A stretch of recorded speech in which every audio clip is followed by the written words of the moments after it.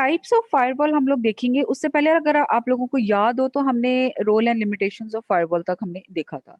उसके बाद जब टाइप्स ऑफ फायरवॉल की बात करते हैं तो हमारे पास थ्री बेसिक टाइप्स होती हैं। पहली आ जाती है पैकेट फिल्टर, जिसको हम आम अल्फाज में पैकेट फिल्टरिंग राउटर भी कहते हैं। और सेकंड हमारे पास टाइप आ जाती है फायरवॉल की, वो है सर्किट लेवल गेटवेज। और थर्ड आ जाती है एप्लीकेशन लेवल गेटवे। अब आप ये देखो अगर तीनों को, तो पैकेट लेवल क्या होगी, एससी फिल्ट्रेशन लेवल, जो आपके पैकेट्स की राउटिंग को यानी कि इनबाउंड आउटबाउंड को, ट्रैफिक के जाने ट्रैफिक के आने को इन अ फॉर्म ऑफ पैकेट्स थोड़ी सी हैंडलिंग होती है।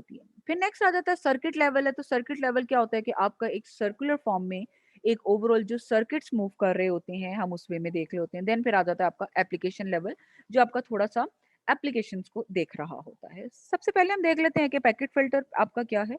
A packet filter is a first generation firewall that processes network traffic on a packet by packet basis. ठीक है, क्योंकि हमने कहा था पैकेट फिल्टर है, तो ये फिल्ट्रेशन किस तरीके से लगाएगी, एक एक पैकेट के ऊपर, पैकेट बाय पैकेट।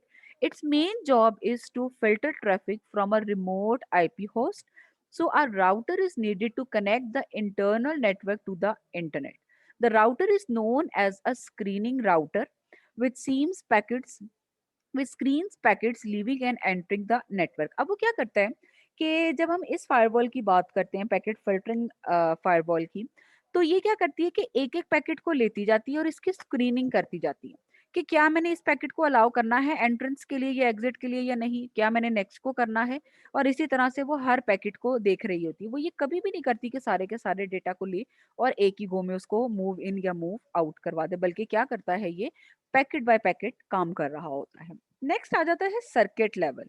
अब सर्किट लेवल के अंदर क्या होता है, circuit level gateways work by verifying the transmission control protocol handshake. Handshake के अंदर हमेशा क्या होता है, आपके पास मल्टीपल सिस्टम्स होते हैं और आप और आपके साथ कोई और सिस्टम आपस में हैंडशेक करते हैं। Handshake in the sense data की आपस में शेयरिंग हो रही होती है, और ये यहाँ पर किस बेस पे होती है, टीसीपी की मदद से हो रही होती है।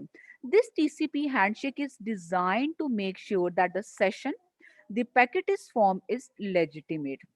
यानी कि जो सेशन दो पार्टीज के दरमियान या दो नेटवर्क्स के दरमियान क्रिएट किया गया है, वो क्या वाकई में है ऑथराइज है, यानी कि जिन जिन लोगों ने आपस में सेशन क्रिएट करना था, क्या वही है, कहीं ऐसा तो नहीं है कि कोई फ्रॉडुलेंट एक्टिविटी वहां पे अकर होने लगी हो। नेक्स्ट में आ जाता है while extremely resource efficient, these firewalls do not check the packets itself. So if a packet held malware but had the right TCP handshake, it would pass right through. This is why circuit level gateways are not enough to protect the business by themselves. अब वो ये कह रहे हैं इसका फायदा जरूर है, क्योंकि आप क्या करो, आप थोड़े से हायर लेवल पे बात करो, आपका डेटा सर्कुलर फॉर्म में मूव करता है। सर्कुलर फॉर्म में इन अ सेंस कि आप डेटा, कंप्लीट डेटा को पकड़ रहे हो और एक एक पर्सन से, ये एक डिवाइस से दूसरी डिवाइस में डायरेक्टली उसको ट्रांसफर कर रहे हैं।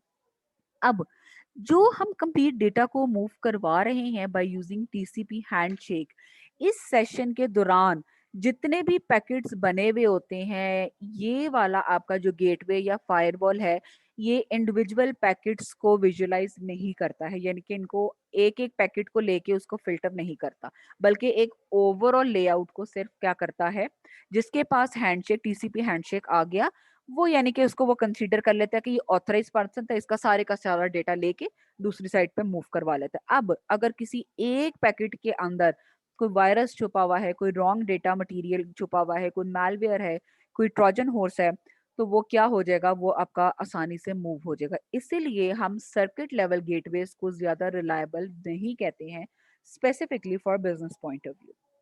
फिर हमारे पास थर्ड आ जाता है एप्लीकेशन लेवल।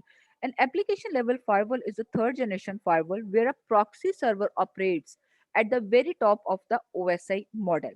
अब आपको शायद याद हो, कुछ अरसा पहले क्या किया गया था, यूट्यूब को पाकिस्तान के अंदर बैन कर दिया था। अब ऑब्वियसली बात है कि अगर आपने लेक्चर्स देखने हैं, कोई ड्रामास वगैरह देखने हैं, तो आपको यूट्यूब एक्सेस करनी है, then how is it possible कि if that particular application is banned और आप उसको यूज करना चाह रहे हैं, तो उसके लिए हम क्या करेंगे, हमारे पास कोई एक ऐसा पॉसिबल वे होना चाहिए जिसकी मदद से आप क्या कर सकें, आप उसको यूज कर सकें। अब ये जो बैन लगा था, ये बैन कैसे लगा, जो आपकी यूट्यूब थी उसका कोई प्रॉक्सी सर्वर होगा, उन्होंने क्या किया था, उसके ऊपर बैन लगा दिया था। अब क्योंकि हम इस तरीके से कोशिश करते हैं कि इंटेलिजेंट हम कम्युनिटी हैं, हम जुगाड़ लगा लेते हैं थोड़ी-सी। हमने क्या किया, हमने एक इस तरीके से एक प्रॉक्सी आईडी या प्रॉक्सी सर्वर क्रिएट किया, वो क्या करता होता था, वो बायपास कर देता था। यानी कि जो चीज़ बैन है, उस एड्रेस को लेता था और उस बैन वाले फ़िल्टर से बायपास करवा के डेटा को दूसरी साइट पे ट्रांसफ़र करवा देता था। जैसे पिछले दिनों आप लोगों ने टिकटॉक वगैरह को भी यूज़ किया था कि टिकटॉक के ऊपर बैन लगा था और आप लोगों ने मुझे बताया था कि हमने क्या किया, हमने इसका भी जो फ़ॉल्स वे था या जिसको हम कहते हैं चीट मेथड, हमने उसको फाइंड आउट कर लिया था, दैट इज़ प्रॉक्सी वे। और हमने उससे क्या कर लिया था, अपना जो टिकटॉक का था सारा का सारा सिलसिला वो मूव ऑन करवा लिया था। अब वो कहते हैं a network packet is forwarded only if a connection is established using a known protocol. Application level gateways are notable for analyzing entire messages rather than individual packets of data when the data are being sent or received. अब यहाँ पे क्या होता है, क्योंकि हमने कहा कि प्रॉक्सी सर्वर के ऊपर ही हमने वो बैरियर लगा दिया था, हमने एड्रेस ऐसा लगाया कि वो उसको क्रॉस करके निकल जाता था, तो उसकी वजह से क्या होता था, कंप्लीट डेटा आपका यूट्यूब से हमारी साइट पे मूव ऑन होना शुरू हो जाता था। यानी कि हम मूवी देखना चाह रहे हैं, कोई ड्रामा देखना चाह रहे हैं, कोई लेक्चर देखना चाह रहे हैं, तो वो हमें एज इट इज नजर आ रहा होता था जैसे वहाँ पर यूट्यूब की ओरिजिनल साइट के ऊपर पड़ा हुआ होता था। फिर नेक्स्ट हमारे पास आ जाता है फायरवॉल आर्किटेक्चर। 4 हमारे पास ये आर्किटेक्चर्स हैं या आप कह लें कि उनकी इम्प्लीमेंटेशंस हैं। पहला आ जाता है पैकेट फिल्टरिंग राउटर, फिर नेक्स्ट आ जाता है स्क्रीन होस्ट फायरवॉल, नेक्स्ट आ जाता है हुअल डुअल होम्ड होस्ट फायरवॉल और फोर्थ हमारे पास आ जाता है स्क्रीन सबनेट फायरवॉल। सबसे पहले हम देख लेते हैं कि पैकेट फिल्टरिंग राउटर क्या है। Most organizations with an internet connections have some form of a router as the interface to the internet between the organization's internal network and the external service provider. बहुत सारी ऐसी organisations होती हैं, वो क्या करती हैं, राउटर को एज एन इंटरमीडिएट यूज कर रही होती हैं। राउटर से एक तरफ जो डेटा मूव कर रहा है वो आपके इंटरनल सिस्टम की तरफ मूव कर रहा है और दूसरी तरफ आपका किसकी कनेक्टिविटी हो रही है, जो आपका एक्सटर्नल सिस्टम होगा वहां पे आप उसकी कनेक्टिविटी करवा रहे होते हैं।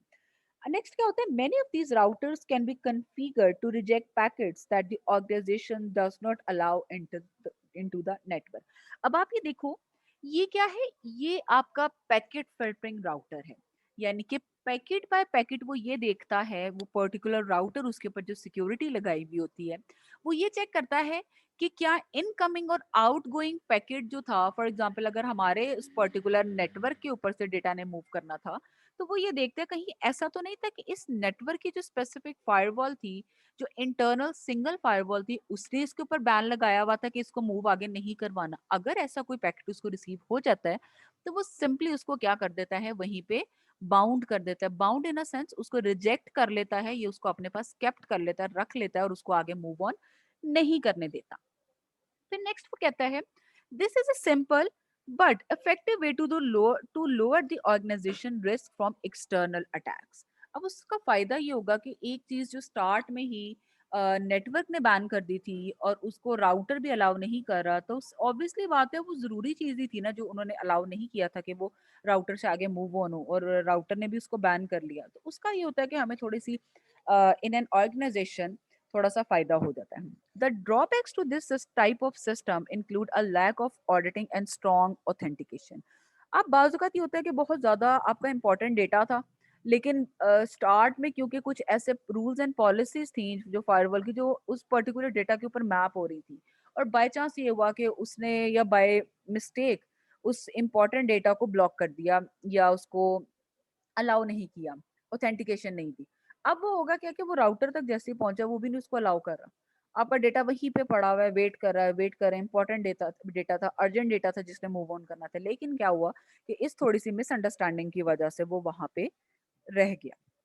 और सेकंड ये कि उसकी ऑडिटिंग नहीं हो सकती। ऑडिटिंग क्या होता है कि यहाँ पे आप ये चेक कर रहे होते हैं कि इसके अंदर कोई फ्रॉडुलेंट एक्टिविटी तो नहीं हो रही, कोई गलत काम तो नहीं हो रहा, कोई अटैकर्स तो नहीं अटैक कर रहे, किसी ने कोई गलत एक्टिविटी यहाँ पे परफॉर्म करने की कोशिश तो नहीं की, ये सारी चीजें आ जाती हैं। Also, the complexity of the access control list used to filter the packets can grow and degrade network's performance. अब जो ACL लिस्ट होती है वो यहाँ पर इस लेवल पे क्या होता है कि वो क्योंकि टाइमली जैसे जैसे पैकेट्स आते जाते हैं तो उस ACL लिस्ट के अंदर यानी कि किसको अलाउ करना है किसको अलाउ नहीं करना वो लिस्ट ज्यादा लंबी होती जाती है, जिसकी वजह से क्या होता है कि उस लिस्ट को क्योंकि बार बार सर्च आउट करना पड़ता है कि किस डेटा को अलाउ किया किसको नहीं, तो आपका जो नेटवर्क फ्लो होता है ओवरऑल या उसकी परफॉर्मेंस होती है वो स्लो डाउन हो जाती है। फिर नेक्स्ट हमारे पास आ जाता है screen host firewall. This architecture combines the packet filtering router with a separate dedicated firewall such as an application proxy server. वो ये कह रहा है कि इस लेवल पे जब जब भी हम पैकेट फिल्टरिंग की बात करते हैं तो वहां पे हमने क्या किया हुआ है, हमने सेपरेट कंप्लीटली सेपरेट फायरवॉल को इंस्टॉल किया हुआ है जो क्या काम कर रहा होता है, as an application proxy server काम कर रहा होता है। This approach allows the router to pre-screen packets to minimize the network traffic and loads on the internal proxy। अब उस फायरवॉल का फायदा क्या होगा कि वो पैकेट्स को स्टार्ट में ही सारा की सारी उसकी स्क्रूटनी वगैरह कर देगी और जब वो स्पेसिफिकली उस पर्टिकुलर प्रॉक्सी सर्वर तक जाएगा तो वहां तक डेटा बहुत ज्यादा लिमिटाइज होगा, जिसकी वजह से क्या होता है कि डेटा की जो स्पीड है वो स्लो नहीं होती है। The application proxy examines and application layer protocol. अब यहाँ पर क्या होता है कि आपका जो एप्लीकेशन प्रॉक्सी है वो एग्जामिन कर रही होती है आपकी एप्लीकेशन लेयर प्रोटोकॉल को। अब वो कौन कौन से होते हैं, फॉर एग्जांपल HTTP हो सकता है and performs the proxy server. This separate host is often referred to as a bastion host. इसको हम एक और नाम भी क्या दे देते हैं, जो आपका सेपरेट होस्ट होता है या प्रॉक्सी सर्वर होता है उसको हम बेस्टन होस्ट भी कह देते हैं। It can be a rich target for external attackers and should be very thoroughly secured.